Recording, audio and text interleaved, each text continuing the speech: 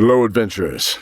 This episode is brought to you in part by Pit Fiend Barbecue, serving right here in Denver, Colorado, Norse Foundry, Elderwood Academy, and our patrons, Jolene Fresquez, Matthew Schwartz, Daniel Nichols, and Brian Dowling. And of course, all of you. Head out to patreon.com/goodhamproductions to help us in our fight against the Dark Army of Finance. In this episode, we return to Viridian to join three unlikely allies in their quest to help the mystical guards of the Ferryman's Gate, a guarded barrier between the dusk of the dead and the perpetual dawn of the elves, seeking to defeat a known adversary.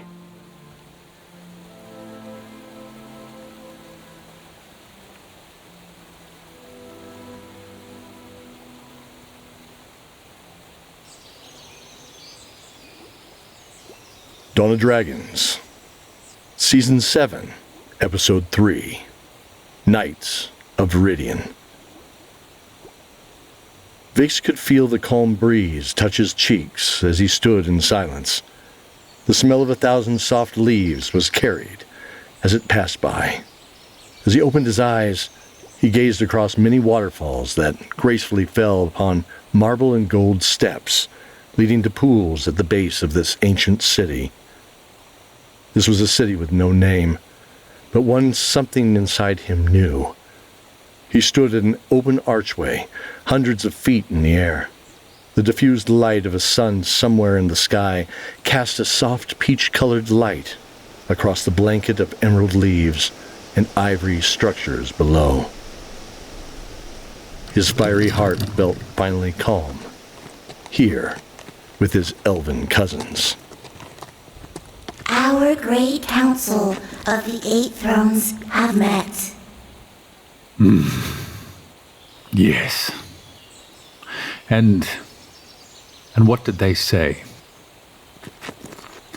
We must head southwest along the river towards the sea.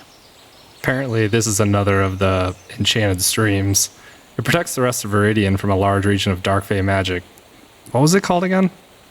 The Eastergard and Westergard rivers. They flow from here, starting at the waterfalls below, out to the sea. We're following the Westergard one. No, I meant the bad place. The gloaming. Where Viridian exists in the twilight of your dreams and wishes. The gloaming twists this into the cruelest of nightmares.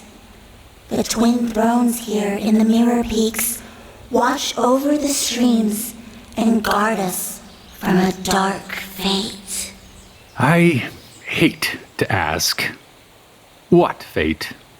Vix, we the people of the land are tied to it. The gloaming seeks to twist all of us into its nightmarish vision. For example, the happy, peaceful gnomes of Mistwatch. Whoa. With the Redcaps? They were the town? Like, all the people in it, I mean? Vix blew up an entire town? I didn't mean to. We were going to die. I wasn't alone either. The smuggler was there, going all pew pew pew with his little bow. Hey, I'm on your side in this. Jeez, remember? I agree. We were going to get killed. Wait. Don't argue. You don't understand. That was the shadow of the town. The light side is held until the darkness subsides. That is the way of the Fae. They didn't actually die. They're just waiting until the next dawn, if it ever comes. Ah, the land of eternal dawn. The sun never sets here, does it? Why would it? We need no sleep like those outside Viridian, where the day and the night are balanced. Here we are tied to perpetual times of day, and there are regions reflecting the 4 seasons as well. That explains the changing of the sky around Mist Gulch. It's like a pocket of this gloam. Gloaming. Yes. The pieces of the Ferryman's Gate carry a dark power around them that can create their own area of self-contained darkness. The sea elves from the Ocean Throne said that's how Endora came back. We need to track the river to the sea and... Oh, man. What? We have to fight Endora Foxglove. Wait. The sea hag from the War of the Stone. She's here? How? Well, we kind of... With you... But, well, I'll... I'll explain it on the way.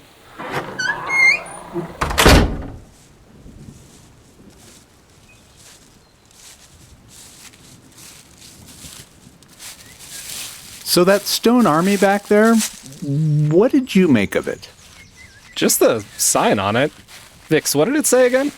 We can be called by one in need, not one in deed.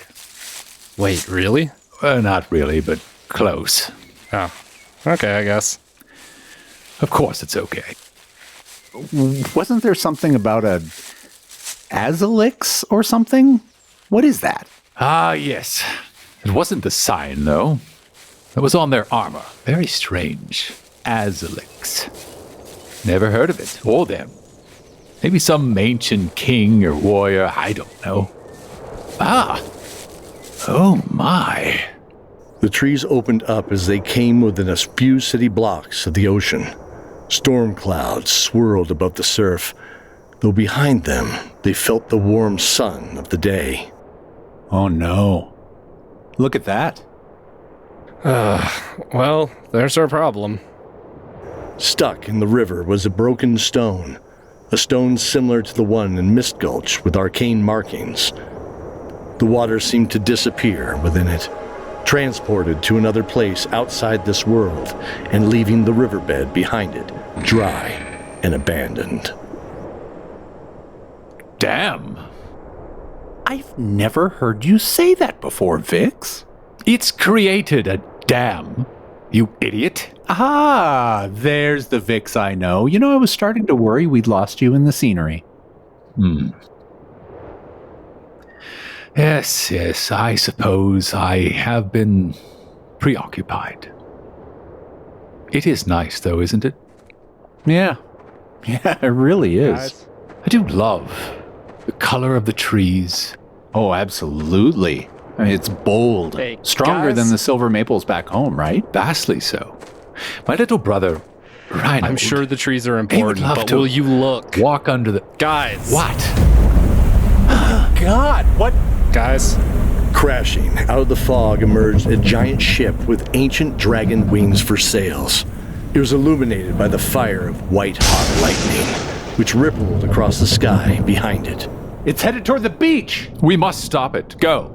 Free the dam. They ran to the chunk of stone and stood frozen for a moment as they looked up, sizing this challenge. Well, that's a problem, isn't it? I mean, this is 3 times my height all the way around. I mean, there's no way that we can move it that I know of. We better hurry, guys. Well, I'm trying. Hey, Vash, look, is that your old thieves' language garbage you're always talking about? Yeah. Whoa. It's that name again. Azalix? Whoa. The ground quaked at the sound of the ancient name. Azalix. Ooh. All right, okay, come on, together. Azalix. Azalix. Azalix. With each mention of the name, the stone letters began to glow. Soon they heard what sounded like 100 boulders grinding on themselves in the forest, coming their way. That can't be good. Well, it's doing something. Keep going. Azalix. Azalix. Azalix. Wait. But is that chanting? Maybe we got it. I think I hear chanting. Or I think it's marching. Oh, by the gods, look! Crashing through the trees came several members of the Stone Army. They'd seen frozen in the forest at eternal attention, waiting for some command to come to life.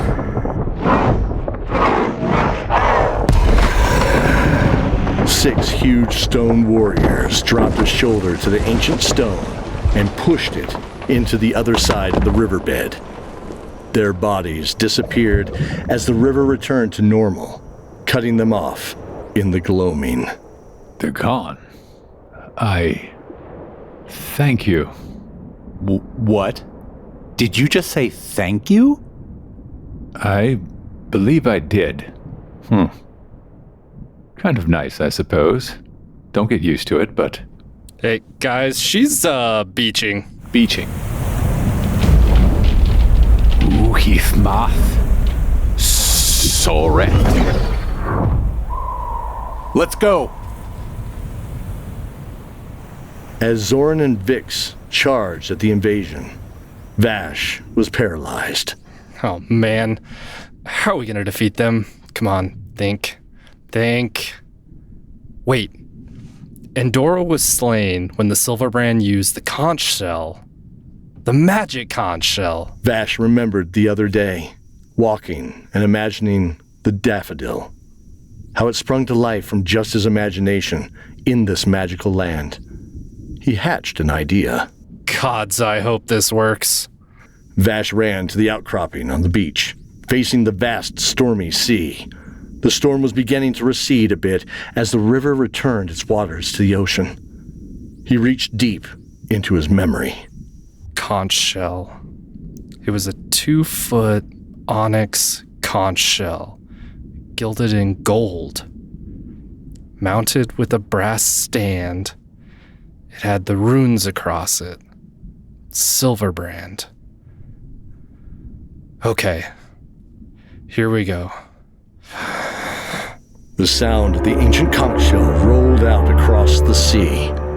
Everyone froze in silence, including the crew of the Sea Hag themselves. A rumbling sound grew closer in those waves, until a giant dragon turtle rose from the ocean, placing 2 massive flippers on the deck. It stood out of the water easily, level to the lower mast above the ship. Oh my god. Wait! He saw the purple eyes of the massive creature close as it erupted in steam across the deck of the ship. Ah, heath moth. Sorcerer. Erlen? Oh, that is him, isn't it? Good show! There's another! I wonder if it's a friend of his. A second dragon turtle blew out of the water, this one much larger. It stood to the top of the mast themselves, ancient and powerful. ZORIN froze in recognition.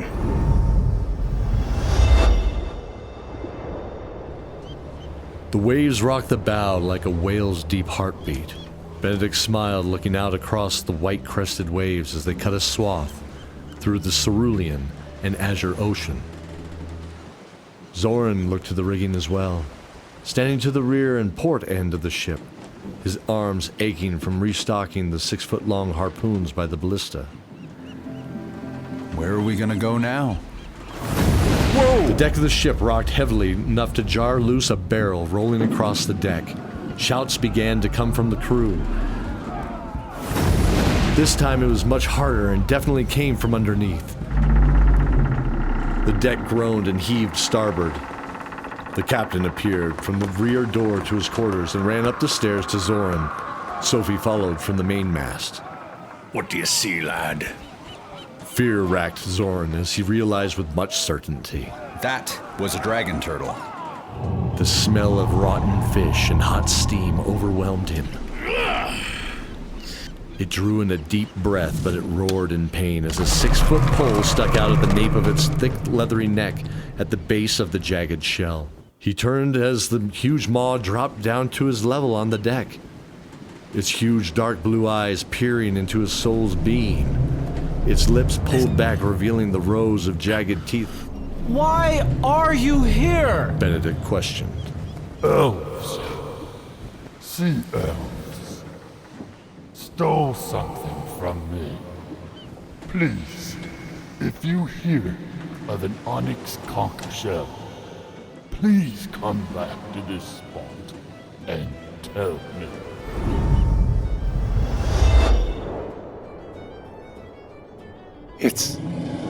It's you? Oh, man, I'm sorry I shot you. Wait, the conch shell. Vash, give him the conch shell. Throw it in the water. Vash grabbed the conch shell and topped it over into the crashing tide. They're destroying the ship. Get out of here. Run! As they ran away from the splintering frenzy, the two massive creatures tore apart the ship. Screams of the undead carried over the wood and bone shattering. Pieces flew past the retreating allies. Sensing something, Vix turned around just in time. Sorethima, Sorethima, Sorethima, Sorethima, Pohe! The two dove into the sand as Vix's spell threw a chunk from the fractured hull far away from them. The dragon turtles then dragged the ship into the waves, disappearing once more. Wow, Hey, thanks. No problem. But again, don't worry. I won't get used to it.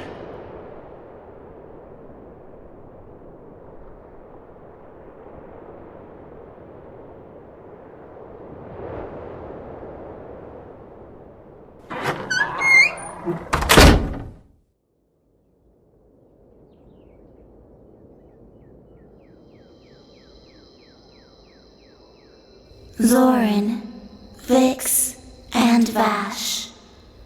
Thank you for all you have done for us.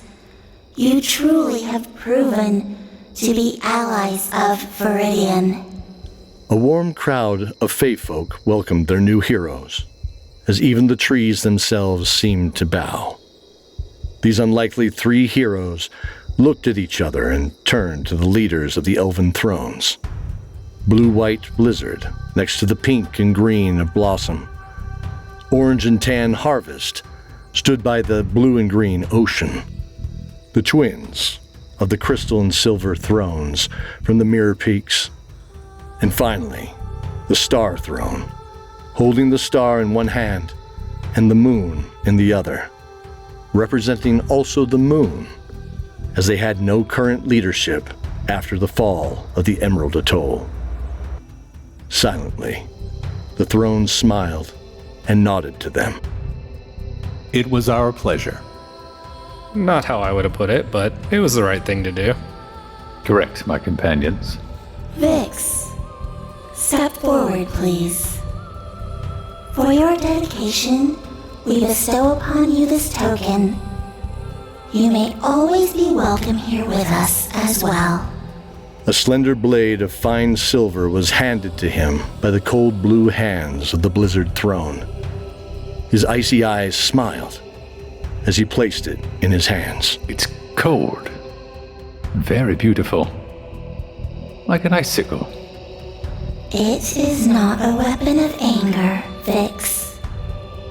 It is one that can calm the most furious rage and cool the darkest temper. Thank you. Truly. ZORIN, step forward.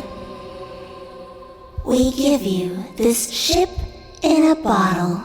Star and moon touched briefly as a bottle glowed between them, summoned from the crisp air. As the glow faded, he could make out the contents and its familiar shape. With it, you can conjure a grand vessel with no needed crew to sail wherever your heart desires. I don't know what to say. By the gods, are those little people inside? Look at that! Wow! And VASH, step forward. Yes, my lady. The harvest throne stepped forward and drew their sword. The darkened branches coiled faintly in the Damascus as if worked on a blacksmith's anvil to form a single blade. The copper and brass maple leaves formed the hilt of the blade itself. They nodded at VASH, who in turn knelt before the ancient liege. VASH, you are welcomed into our ranks as a Viridian Dragoon. You are not tied to this place, but the world will know you as its protector. VASH felt the weight of the exquisite sword touch his shoulder, and then saw their hand reach out to help him rise. Smiling, they nodded in return and held out their other hand, revealing a palm-sized chunk of reddish-purple wood. You used your memories to seek out the answer to defeating Endora Foxglove. Memories we did not have, and that's what made you so critical. The power of memory is represented within our magic, Fey magic that is, as the symbol of the tree. When memories of others seem lost, be brave and burn this to help them seek out the truth. Be wary though. It should only be used by one person at a time. Thank you. May the stars watch over you, friends, as you journey home. I think I can just open it. As ZORIN opened the bottle, a ship erupted to life, moored just off the rippling coast of Viridian. Just as he had seen in the bottle, a full crew of dimly lit spirits tended to the sails and rigging, preparing to welcome their new captain.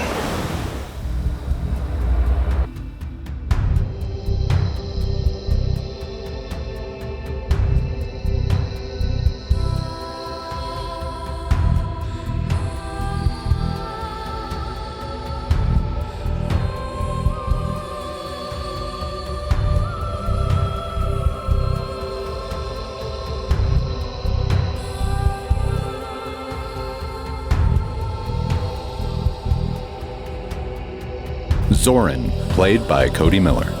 Vix the Chaotic, played by Daniel Nichols. VASH is played by Barret Giant.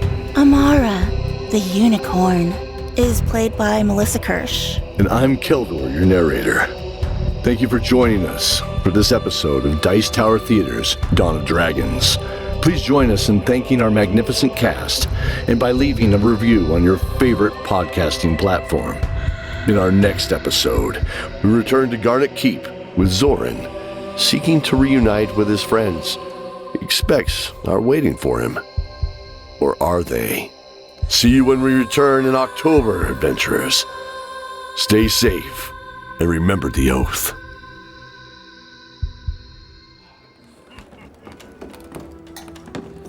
There you go, your son. Thank you. Oh my.